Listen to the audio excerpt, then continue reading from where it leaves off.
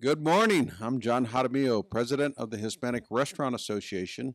Welcome to the Educate and Elevate HRA Business Podcast. Today's episode is with Bernardo Alatorre. He's the head brewer at the MSU School of Hospitality. He's the lead brewer on our new Vertigo Beer USA that we came out with from the Hispanic Restaurant Association. We want to talk about that, but before we get into the technical details of that, I want to talk about you.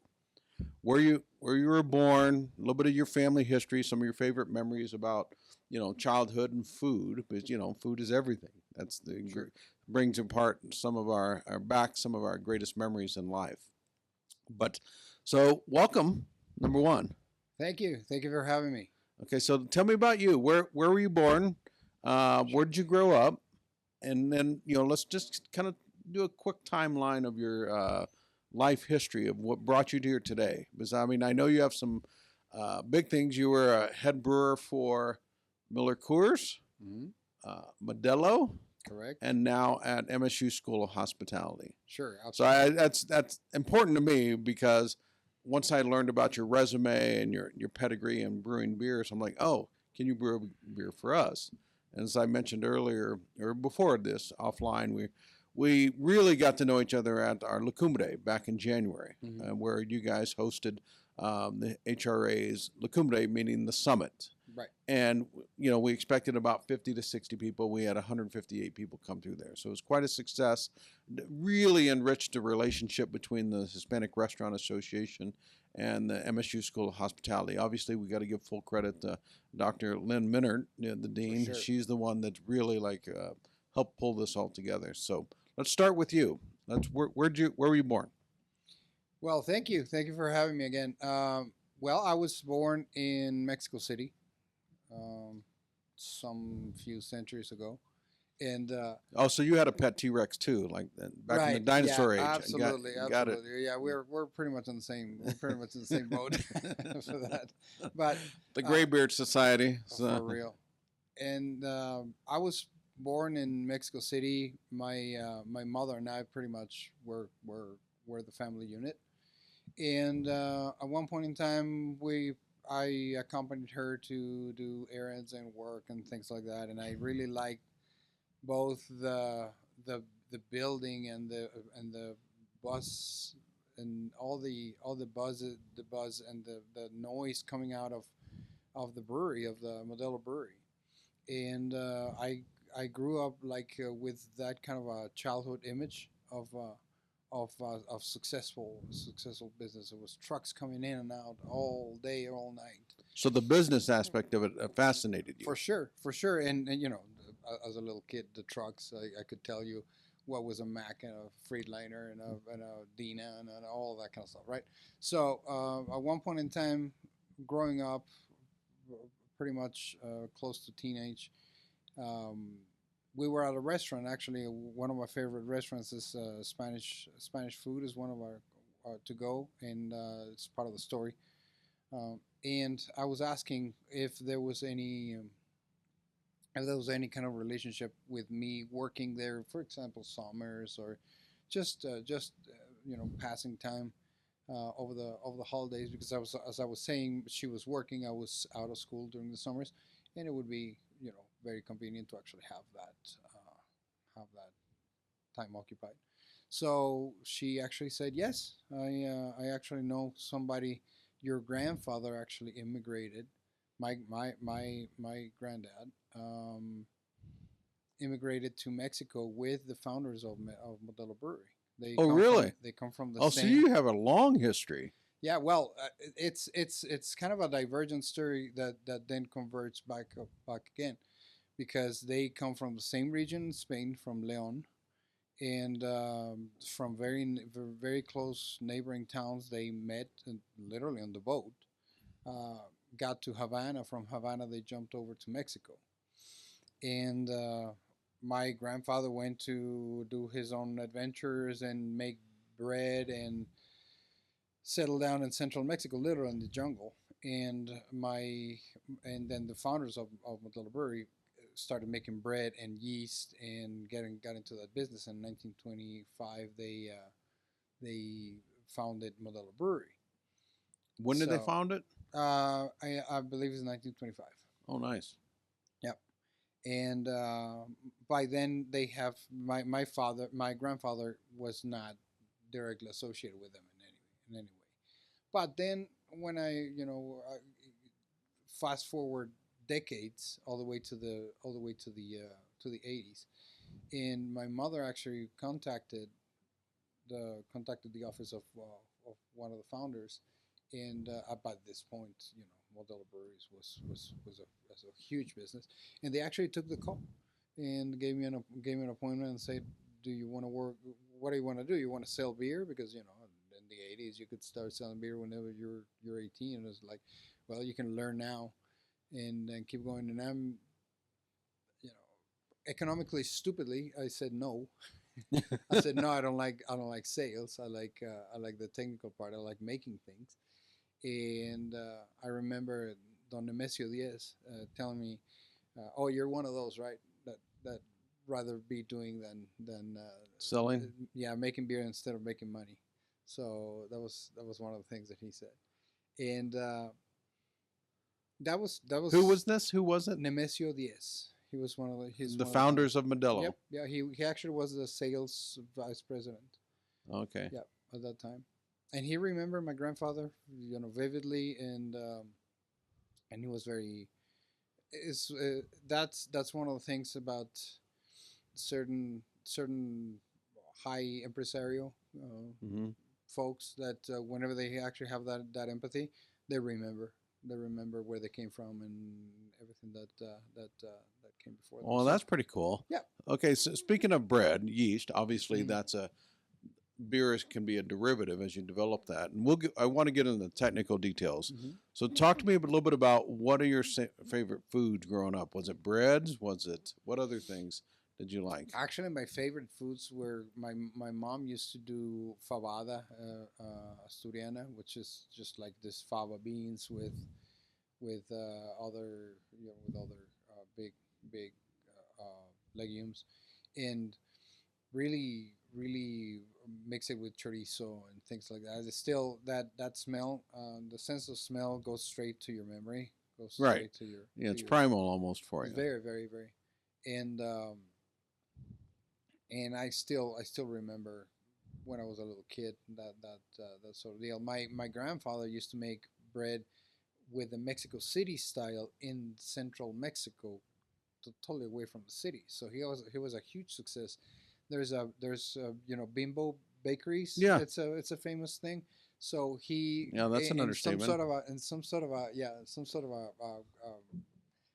spin-off competition, kind of funny, making funny of it.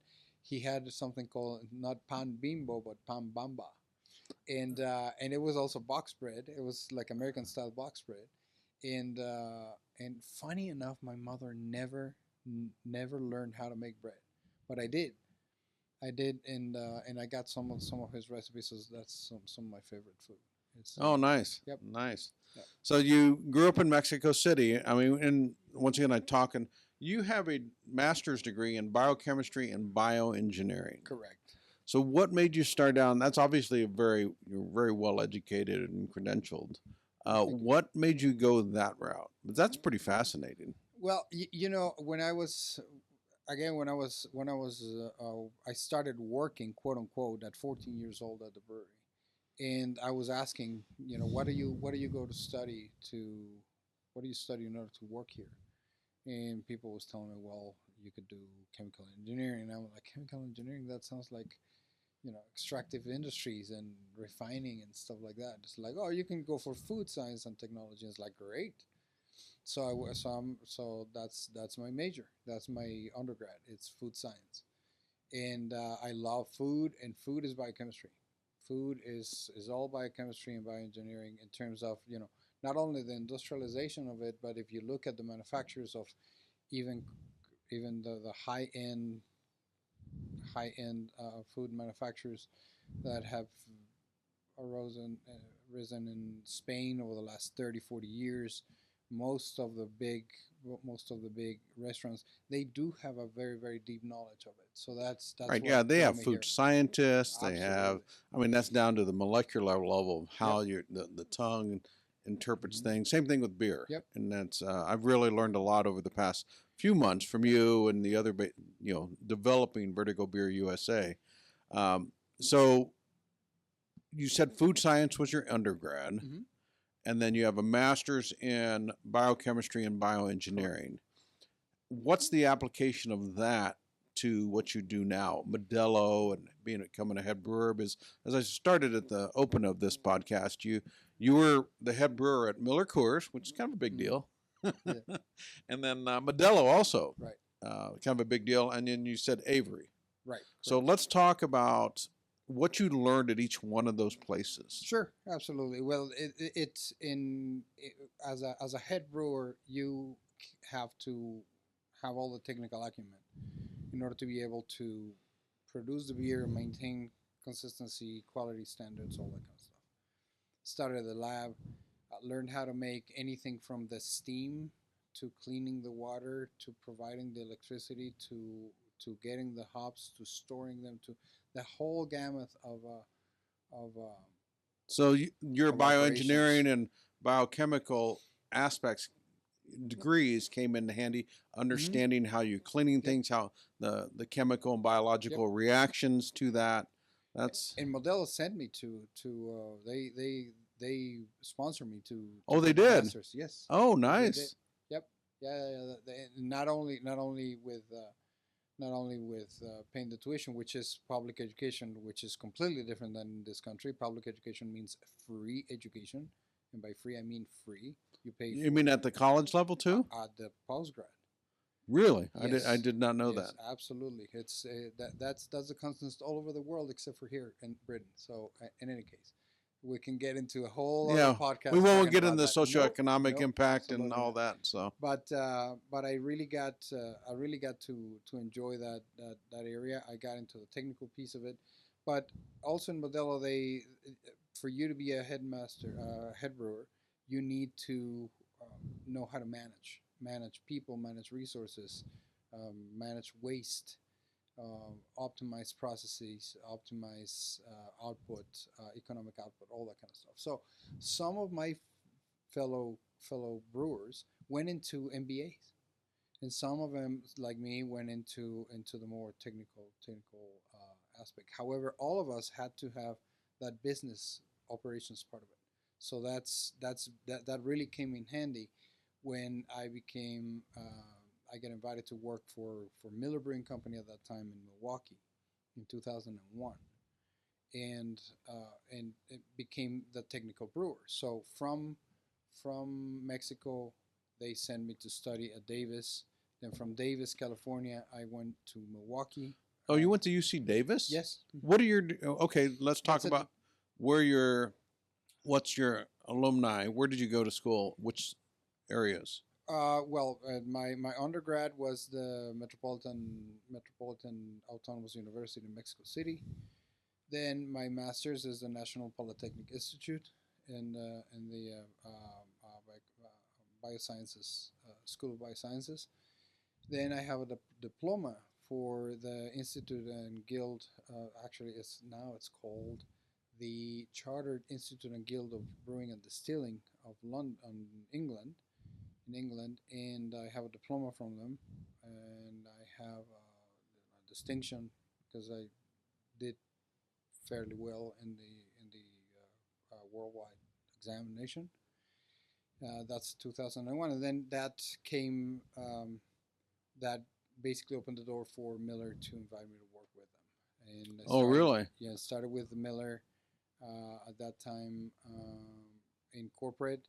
From corporate, I went to had the dubious pleasure to close the Tumwater Brewery, which used to be the Olympia Brewery in Olympia, Hmm. Washington, in Tumwater, really. Then went to work at Albany, Georgia, with a beautiful team of people. The team at Miller Brewing Company is just amazing people. Miller Coors. Then from there, went to work at Irwindale, California for 10 years with Miller, and then became Miller Coors. And then after that, had the fortune of getting contacted by Avery Brewing Company, which is one of the most important and I would say transcendental craft breweries in Colorado.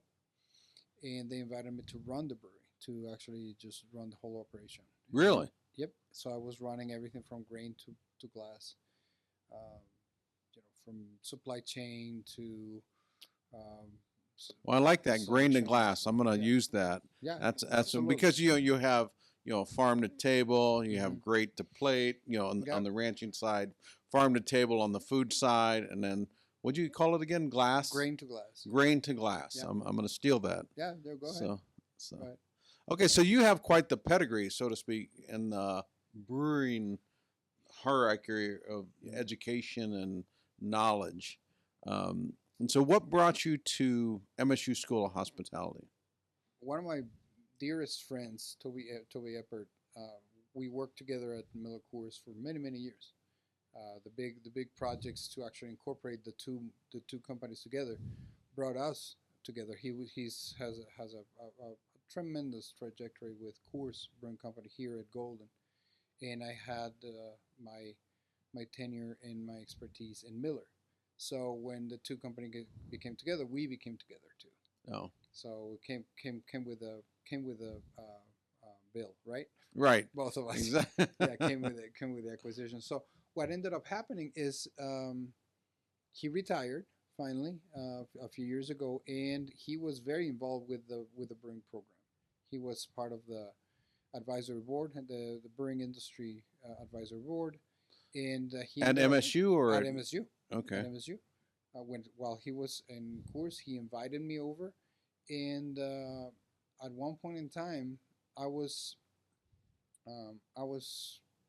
wanting to. I've always wanted to get back to education.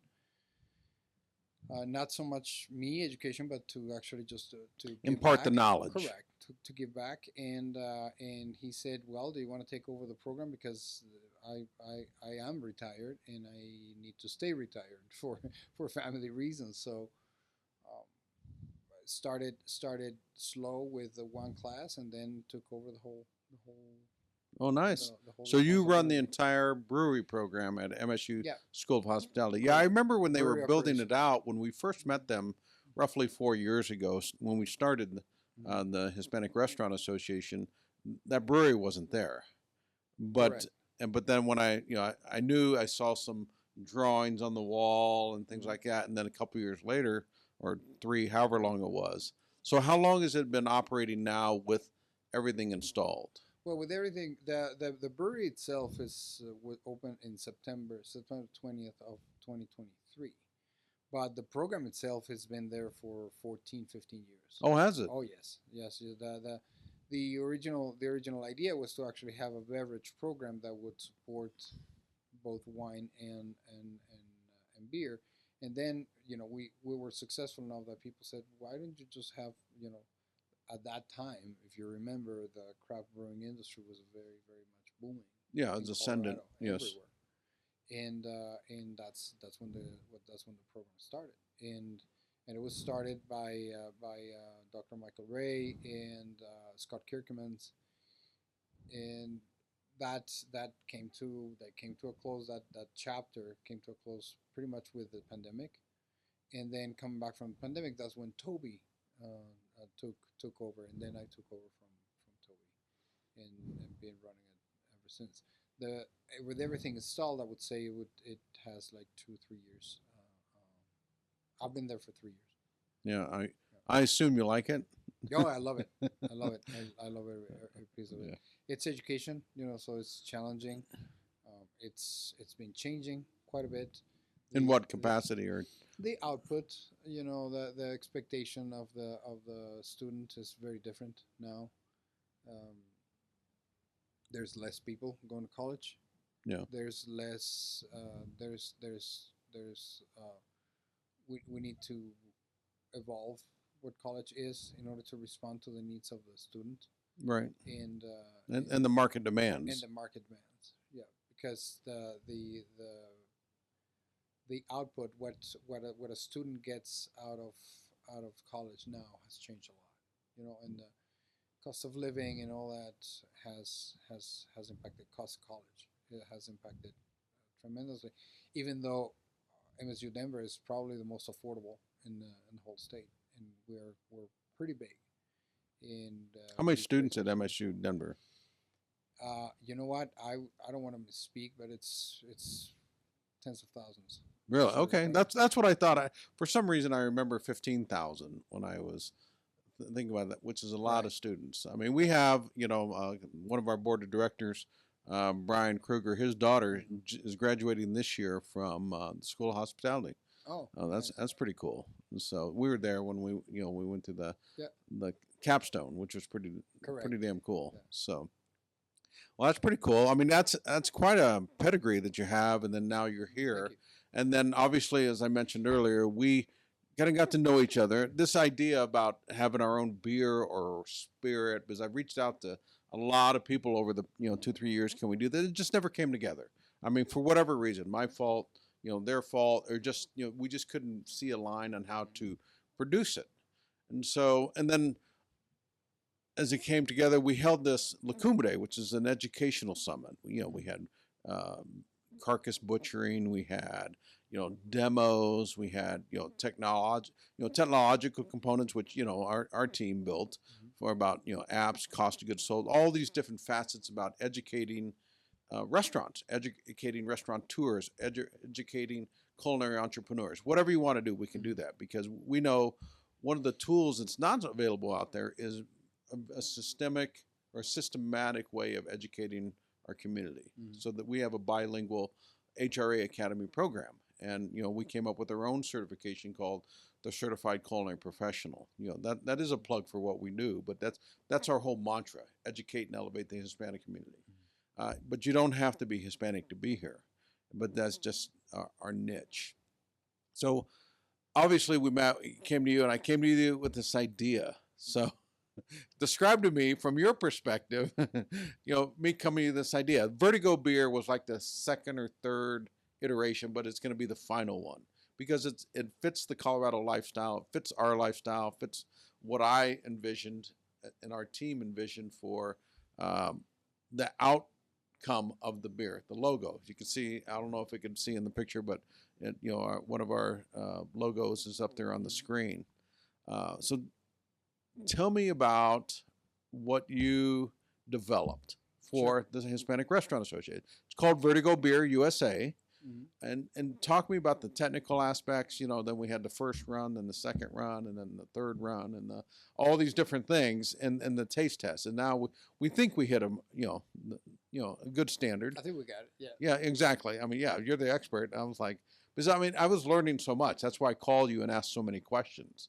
And because I'm like, curiosity did kill the cat, or at least kills a few relationships, because I asked so many damn questions. And so, talk to me about what we've developed for Vertigo Beer USA. So tell me about the beer. Yeah, well, the original idea, if you remember, when you came over to us at the School of Hospitality, is to actually have us develop. Yeah, go ahead. Talk more into you. Is actually to develop something that a beer that would be very approachable, that would be something that would be attractive to somebody that is active, like the Colorado lifestyle, that has also some reference to the heritage of the Western heritage in if United possible, States. the United States, and also Hispanic heritage, if that would be part of the model. So at that point, I am not very much. I'm somewhat skeptical of the model of the Mexican lager, right? And those type of I would say styles of beers, because not only of the oversaturation, but about the perception of them. So I said, okay, let's try something. Let's try something that it's American, that it's approachable, that it's Western, that it's Colorado, and started with a very complicated vision of it, several grains, several types of several sugars applied to it, and this process and this other process. And a student came over, students came over. This is student-made beer and student-designed beer. They were intricate in Right. the development of it, and they came and was like, "Why are you overcomplicating this? What I want to drink when I'm out and about is something that is uncomplicated, that has a level of quality that I'm looking for. But I couldn't care less about 17 different Hops and hops and grains. grains and things like that. So we actually simplified the recipe so that it right now it only has 2 grains in it, and it has 1 hop.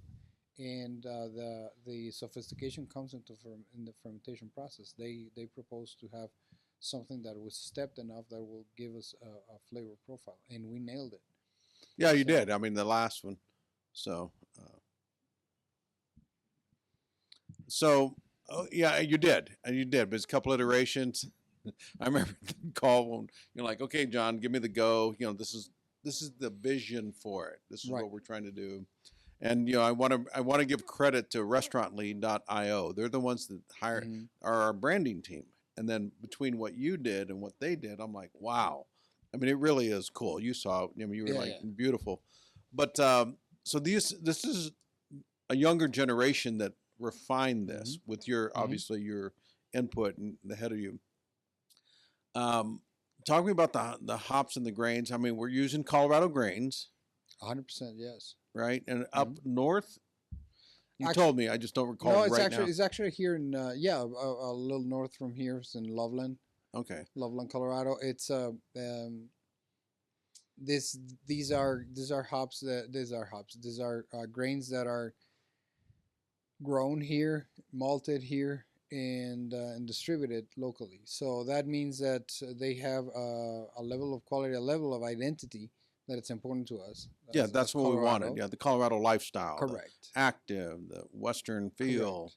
And also they have a very, very high level of quality. We just visited them about 3 weeks ago to witness their process. The process is top line, high end German equipment with the know-how that you wouldn't imagine. They're it's not a hobby. Let me put it that way. Okay, remind me of the name of it again. Absolutely, it's Root Shoot Malting Company. Root Shoot Malting Company. Okay. Yeah, the Oleander family runs it.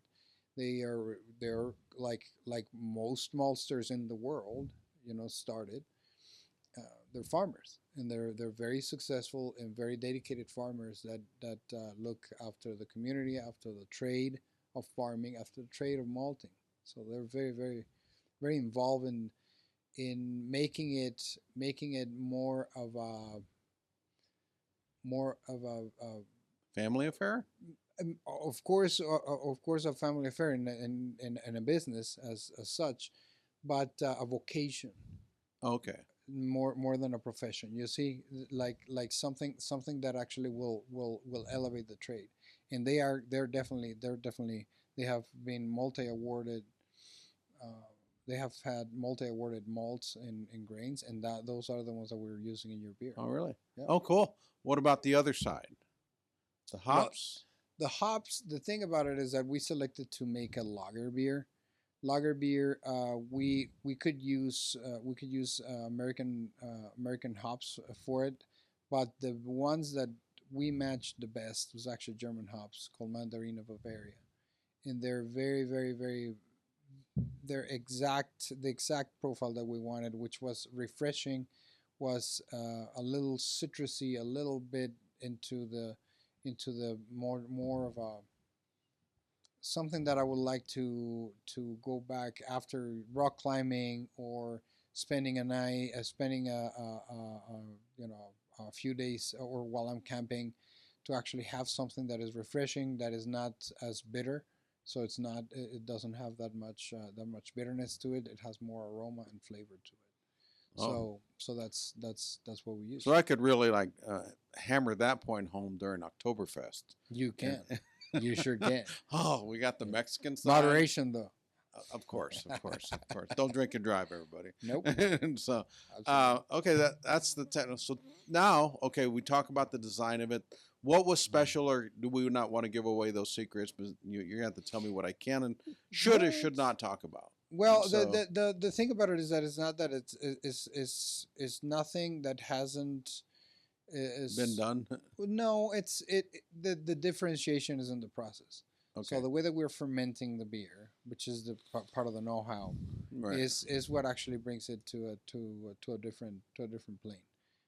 Once this beer is actually scaled up for commercial production, that is one of the conversation pieces that will have to happen with the final brewer.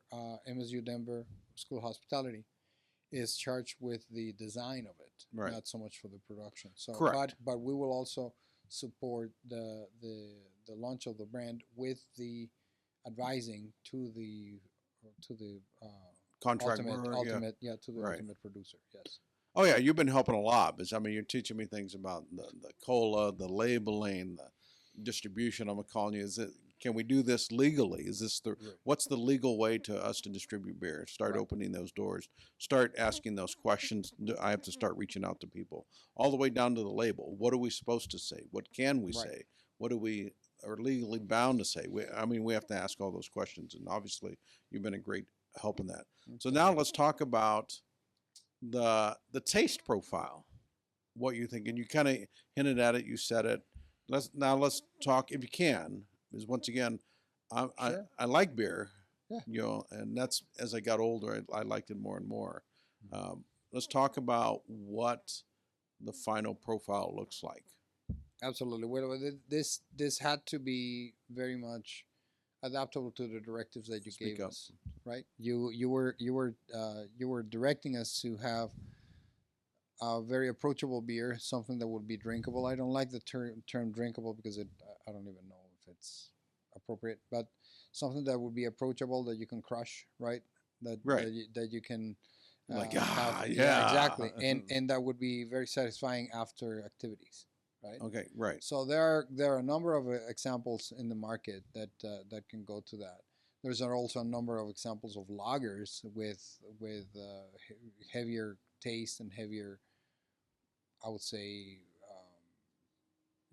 anything from aftertaste to mouthfeel to things like that, that don't necessarily adapt to me be able to drink a few of them after an activity or during Working out just in the yard, hanging out, yeah, that kind of Yeah, stuff. a couple of our taglines are "Experience the good life" Mm-hmm. and "The spirit of adventure," and Correct. those can mean different things to Mhm. different people. Because experience the good life. I mean, you're coming Mhm. off a 14er or climbing or some adventurous thing, and you're like, "This is the good life." Yep. Let's Eh, crack a beer. Listen, it could be the adventure of fixing some plumbing, man. Oh, I know. I That's mean, what you I know, meant. That's that's- what we're talking about. Like a that's- family, they're at the Exactly. park or they're sitting down for a picnic in their backyard with Absolutely. their friends, a barbecue. Which we had a great barbecue this weekend for There you go. Mother's Day weekend. I mean, it was like we had about 15, 20 people. We were singing, dancing music. I mean, it was Nice. like That was great. it was really, really fun. Yeah, and then the spirit adventure. I talked to you when we first that's kind of modeled after my life. I mean, Mhm. just like can we do that? El Camino a la Cumbre, climb the summit. Road to the summit.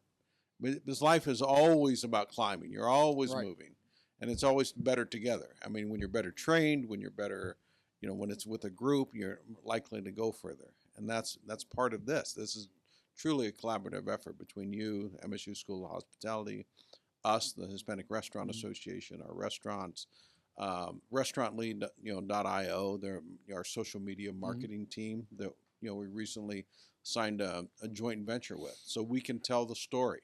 And it's always about revamping the message. And our message for Vertigo Beer USA is experience the good life, experience the spirit of adventure. And that can mean different things. Some people want to jump out of airplanes. Some people want to, some people like, you're kind of crazy to do that. So not me, but other people.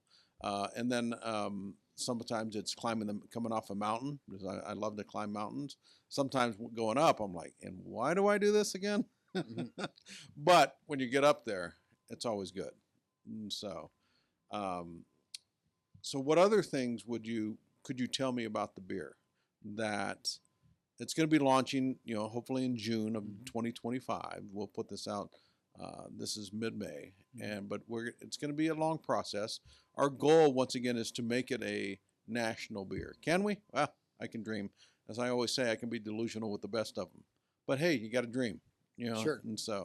And that's what we do at the HRA. We want people to succeed in their dreams, and we want to give, because the sales, a significant part of the sales, is going to go towards funding our HRA programs.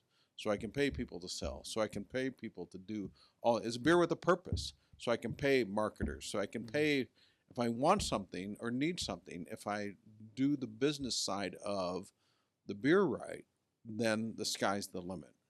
And that's where I'm going to need, all this marketing. This is where I'm going to need the participation of not just the Hispanic community, but everybody, because this beer is really about everybody. That's why it's Vertigo Beer USA. I'm a 20-year military guy. I'm a rah kind of guy. And the United States is a great country, and I understand why people want to come here. And so let's celebrate and educate and elevate each other together. That's really the purpose. And that's why I think it's such a beautiful relationship that we have with MSU School of Hospitality, because you guys are about educating people. Absolutely. Now you have the degrees, and it's very open. It's been great. And now we at the association, Drew came up with, he developed the technical side of our online programs. I mean, I just have the ideas. Everybody else executes. And so, but we have up to 600 lessons in our repertoire, English and Spanish, everything about restaurant operations. And this beer is going to be part of that. And, we're gaining, people, it seems like every week. I mean, 1, 2 at a time, but, over time, that becomes a big deal. And so, are we going to enter this into, what is it, the Oktoberfest thing, or the Great American Beer Fest? Are we going to be able to do that, or am I like a stretch too far? That's up to you. That's definitely up to you. I mean, the beer is ready. The beer is good to go. We definitely would like to showcase it. The Great American Beer Fest. Correct. Yeah. The Great American Beer Festival in October. We would love to, for sure. That's always here in Denver, right? Always. Okay, that's what I thought. Lucky me. So, because the branding is off the charts good. I mean, I'm like, when I saw it, I mean, Drew was on the phone call, a couple other people on the phone call. I was like, holy cow, they far exceeded my expectations. It's incredible. You saw it. I mean, that was your reaction. Like, holy shit, this is good. So, let's talk. We'll have a conversation after this and talk about that, because I do want to do that. And so let's see what we need to do. Sure. And what other things do we want to talk about? What do you want to impart from? Let's talk about the brewery program. Let's talk about, we're going to have the Colorado Beef Challenge, where we hope we're going to unveil that's on August 9th, 2025. There at the JSSB, or Jordan's Student Success Building. Correct. August 9th, we're going to have lots of beef, beer, bourbon, and some country music. So those are the things that, I just want to make it fun. That's Experience the Good Life. And that festival is part of that. Now, once again, I keep on saying it, and I keep on coming back and keep on talking. Tell us about, how would people learn about MSU School of Hospitality and they want to become a brewer, or anything, School of Hospitality? Well, the program is a lot more than just becoming a brewer. I mean, in all honesty, you can get a decent education with brief certificates in brewing and even online education, that kind of stuff. We're not a brewing school. We are a brewery operations school. You are going to operations. You're going to learn how to run a brewery. Of course, you're going to learn how to brew and all the quality and all the technical portions of it. But the legal aspects, the economic aspects, the supply chain, the sustainability, the talent management, all of that is also imparted there. That is what makes us different than anybody else. So real life experience the best you can in the academic world. Absolutely, because what we're trying to do is, we're definitely not trying to compete with phenomenal programs like they have in Colorado State University in Fort Collins, that they have this fermentation science program that it's world class. It's absolutely great, but that is 120% technical, right? This is not a technical. This is not technical. This is a degree that will allow you to not only brew but also run a brewery. Because unfortunately, if we see now that with over 9,000 breweries all over the country, that the rate of success and the rate of growth has stagnated, in part because everybody has a dream of brewing, and that's the romantic, the really nice part of it. It's like the restaurant world, and everybody has a dream. And then right all of a sudden, you are like, well, you're spending 80% of your time managing the rest of the business that you don't know how to manage. See, and 20%. Oh, so you're talking about the practical part, the operational part. Correct. Because I mean, if you're gonna charge somebody $5, $6, $7, $10, $15 for a beer, you need to have an infrastructure, right, behind the scenes in order to support that. It's not only the beer. It starts with the beer. That's the fundamental pillar of brewing. The beer, the quality, the uniqueness, the meaning of it. But that doesn't ensure you to be successful. So many breweries are struggling right now because they don't know how to manage their accounts, their inventories, their excellent Their cost breweries, of goods sold, and they're phenomenal breweries. The quality is off the charts. The preference is there, and they're growing in volume, but they're not making money. So that's what we're trying to contribute. That so often happens in the restaurant industry. Mm-hmm. They're great chefs, they're great, but Absolutely. there's so many facets to this, and that's why we changed. Because before we did the Colorado Food Magazine, and we're like, there's so much more to operating around food. I mean, there's the ranchers, that business side of it. Mm-hmm. Then you have the farmers, that business side of it. Then you have the supply chain. Then you have the operational aspects, the staffing, and that's where we found the weaknesses. Because there's so many restaurants, they, like you said, they don't even know their cost of goods sold. Right. So we're developing an app. Mm-hmm. It's working, but we want to integrate it with some much larger stuff. So we keep on holding that off till it's one complete package. But yeah, absolutely, I understand that side of it because we see it all the time, both not just in Hispanic Latin restaurants, but all the independent restaurants. And our long-term goal with the Hispanic Restaurant Association is to give to every independent restaurateur the same level of education or ability to access those education and SOPs and or standard operating procedures and staffing and HR books that are available to the franchises and the big boys. And we're getting there. We're getting very, very close because we've developed so much. But it's so much. Some of the smaller restaurateurs are like, this is too much. So we have to piecemeal it out. So, Right.